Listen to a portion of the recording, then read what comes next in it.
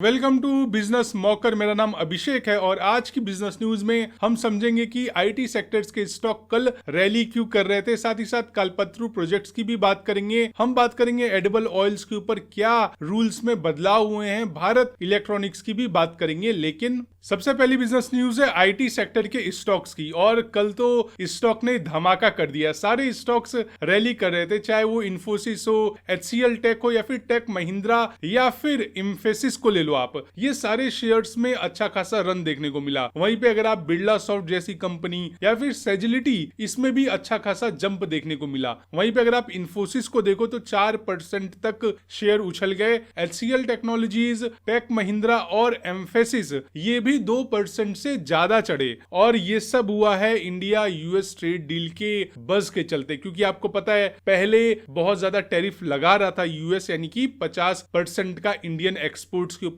Tariff लग रहा था, जो कि अब घट करके 15 से 16% हो सकता है। और आपको पता है हमारे निफ्टी में आईटी सेक्टर का भी काफी ज्यादा रोल है। तो अगर हम निफ्टी आईटी इंडेक्स भी देखें तो वो 2.4% तक ऊपर चला गया और सेंसेक्स 700 पॉइंट्स तक जंप कर गया। और सबसे अच्छी चीज क्या हुई, मतलब आप कह लो कि आइसिंग ऑन द केक वाली जो बात होती है, वहां पे इन्फोसिस का क्या हुआ कि इन्फोसिस ने यह भी अनाउंस किया कि वो 18,000 करोड़ रुपए के शेयर्स को बाईबैक करने वाले हैं। जिसमें सबसे इंपॉर्टेंट बात ये थी कि नारायण मूर्ति और नीलकानी ने पार्टिसिपेट नहीं किया। अब इसकी इंपॉर्टेंस क्या है मैं आपको वो समझाता हूं, क्योंकि मैंने बोला कि जो फाउंडर्स हैं वो पार्टिसिपेट नहीं कर रहे हैं, तो मार्केट इसको इतनी वैल्यू क्यों कर रहा है। और ये बहुत ही इंपॉर्टेंट कॉन्सेप्ट है, तो प्लीज ध्यान से सुनिएगा। और अगर कॉन्सेप्ट पसंद आए तो वीडियो लाइक भी कीजिएगा। देखिए, इसका मतलब है कि इन्फोसिस के जो फाउंडर्स हैं जैसे नारायण मूर्ति और नंदन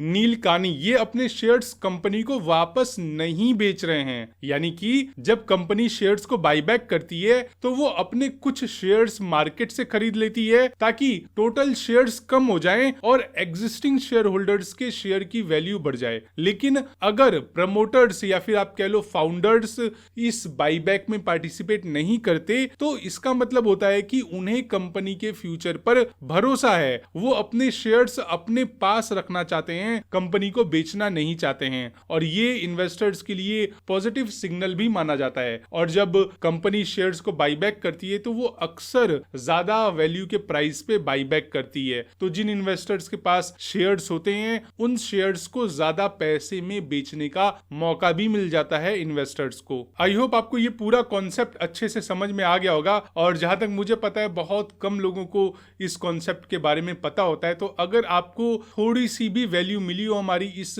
न्यूज से, हमारी इस एनालिसिस से, तो प्लीज वीडियो को लाइक जरूर करें। और अगर आप चाहते हो आपको डेली ऐसी ही इंफॉर्मेटिव न्यूज मिलती रहे तो हमें सब्सक्राइब करके बेल आइकन पे भी जरूर हिट करें। अगली बिजनेस न्यूज है गवर्नमेंट के एक रूल चेंज की, बट इसका असर आपके स्टॉक पे पड़ सकता है, स्पेशली स्पेशलिटी केमिकल सेक्टर की कुछ कंपनीज पे जो एडिबल ऑयल्स का यूज करती है। शायद फाइन ऑर्गेनिक्स पे भी इसका असर पड़ सकता है और भी कई सारे सेक्टर्स पे। न्यूज ये है कि सरकार ने एडिबल ऑयल इंडस्ट्री पर और ज्यादा नजर रखने के लिए नए रूल्स ला दिए हैं। और अब हर ऑयल मेकर, ब्लेंडर और रीपैकर को गवर्नमेंट के पोर्टल पर रजिस्टर करना होगा और महीने महीने प्रोडक्शन और स्टॉक डेटा को ऑनलाइन देना होगा। और ये स्टेप VOPPA ऑर्डर 2025 के तहत आया है, जिससे पूरा edible oil supply chain data driven हो और ट्रांसपेरेंसी भी बनी रहे। तो अब क्या होगा कि वो कंपनीज जो कि गवर्नमेंट को ये डेटा नहीं देंगी, वेबसाइट पर रिपोर्ट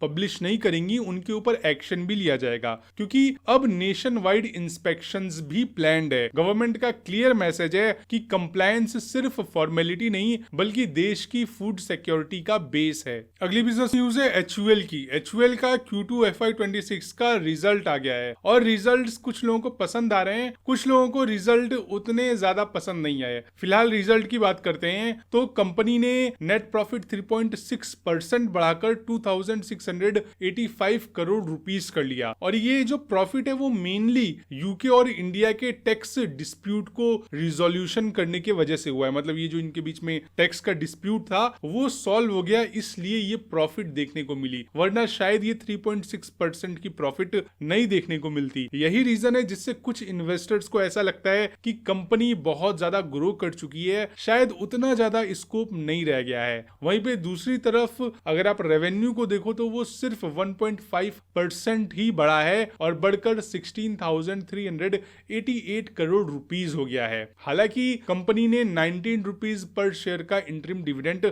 अनाउंस किया है। हालांकि जीएसटी चेंजेस और लंबी मॉनसून ने सेल्स को थोड़ा मोड़ा इम्पैक्ट भी किया। अब मॉनसून की वजह से क्या होता है कि जो HUL के प्रोडक्ट्स हैं वो सिर्फ टियर 1 सिटीज में नहीं, टियर 2 टियर 3 हर सिटीज में फैले हुए हैं और जब ज्यादा बारिश होती है तो फिर ट्रांसपोर्टेशन में दिक्कत आती है, तो ओवरऑल सेल्स भी कम होती है। कई बार लोग बाहर भी थोड़ा कम जाने लगते हैं। अगली बिजनेस न्यूज है टाटा टेक्नोलॉजीज की और ये न्यूज काफी ज्यादा टेक्निकल हो सकती है, इसलिए आपको थोड़ा सा कंसंट्रेट करना होगा। अब हाँ, वैसे तो आप हमारे चैनल पे आए हो तो मुश्किल से मुश्किल न्यूज हम बहुत ही आसान भाषा में आपको समझा देते हैं। अब न्यूज ये है कि ट्रंप के नए इमिग्रेशन क्रैकडाउन के बाद टाटा टेक्नोलॉजीज ने एक बड़ा डिसीजन लिया है, यानी कि यूएस कंपनी अब यूएस में ज्यादा लोकल लोगों को हायर करेगी ताकि H1B वीजा फीस और रिस्ट्रिक्शंस का इम्पैक्ट कंपनी के ऊपर कम पड़े, और यही इम्पैक्ट से बचना चाहती है टाटा टेक्नोलॉजीज भी। अब ये इम्पैक्ट क्या है और H1B वीजा से क्या फर्क पड़ रहा है वो समझाता हूं आपको, और ये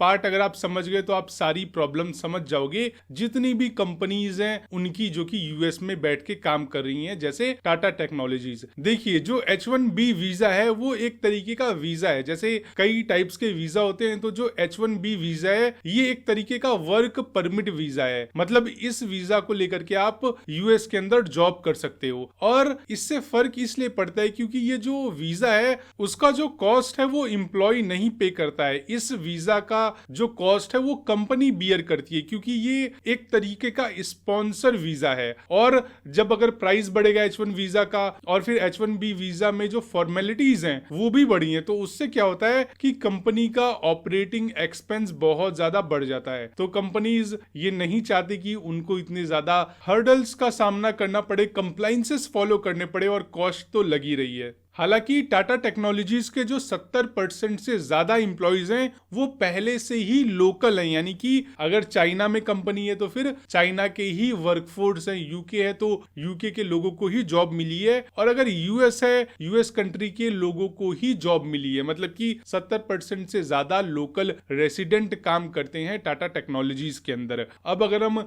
इसका रेवेन्यू देखें टाटा टेक्नोलॉजीज का, तो पुणे बेस्ड कंपनी है जिसका रेवेन्यू 5,168 करोड़ रुपीस था FY25 के अंदर, और अब यूएस मार्केट में और ज्यादा एग्रेसिव एक्सपेंशन करने का प्लान कर रही है टाटा टेक्नोलॉजीज। अगली बिजनेस न्यूज है कल्पतरू प्रोजेक्ट्स की, और इसने एक बड़ा माइलस्टोन अचीव किया है। कंपनी ने 2,332 करोड़ रुपीस के नए ऑर्डर जीते हैं। एक ऑर्डर तो है overseas power transmission and distribution project का, और दूसरा इंडिया के बिल्डिंग्स एंड फैक्ट्रीज सेगमेंट के अंदर ऑर्डर जीता है। वहीं पे MD मनीष मोहनोद कहते हैं कि FY26 में total order inflow 15,000 crore rupees के करीब पहुंच गया है, जो कि 25% का ईयर ऑन ईयर ग्रोथ दिखाता है। और ये डील्स कल्पतरू की ग्लोबल ट्रांसमिशन एंड डिस्ट्रीब्यूशन, साथ ही साथ सिविल कंस्ट्रक्शन स्पेस, इन दोनों स्पेसेस के अंदर मार्केट में लीडरशिप को और ज्यादा मजबूत करते हैं। अगली बिजनेस न्यूज है डिफेंस सेक्टर के one of the most popular stock Bharat electronics की। बेल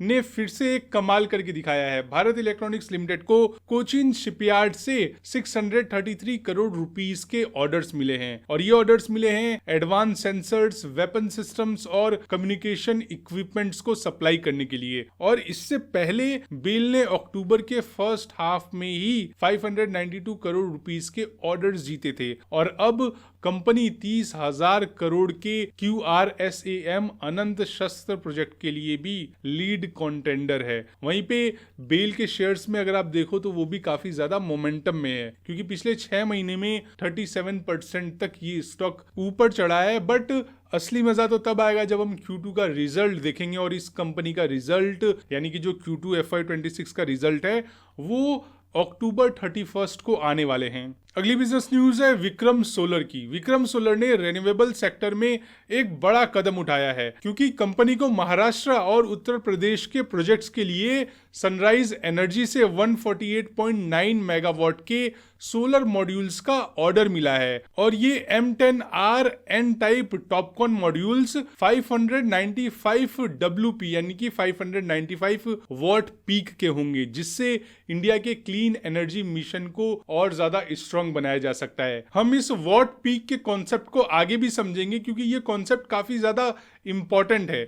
लेकिन उससे पहले हम बात करते हैं कंपनी के CMD ज्ञानेश चौधरी जी की। ज्ञानेश चौधरी ने यह भी बताया है कि कंपनी अपनी 4.5 गीगावाट मैन्युफैक्चरिंग कैपेसिटी के साथ तमिलनाडु में 12 गीगावाट तक एक्सपेंड कर रही है, ताकि सप्लाई चेन कंट्रोल में रहे। अब हम बात करते हैं WP का क्या मतलब होता है उसके बारे में। देखिए, WP को आमतौर पे वॉट पीक या फिर वॉट पीक रेटिंग भी कहते हैं। बेसिकली ये बताता है कि solar panel ideal sunlight conditions में मैक्सिमम कितनी पावर जनरेट कर सकता है। अगर हम इसी न्यूज के एग्जांपल से समझे तो अगर एक सोलर पैनल 595 WP का है, तो इसका मतलब कि परफेक्ट सनलाइट में यानी कि स्टैंडर्ड टेस्ट कंडीशंस में एक पैनल 595 वॉट तक की बिजली जनरेट कर सकता है। आई होप आपको वॉट पीक का जो पूरा कॉन्सेप्ट है वो अच्छे से समझ में आ गया होगा, बट फिर भी इस न्यूज से या फिर पूरे वीडियो से कोई भी डाउट है तो प्लीज आप कमेंट सेक्शन में जरूर लिखें। साथ ही साथ मैं एक चीज और आपसे बोलना चाहता हूं कि इस तरीके की जो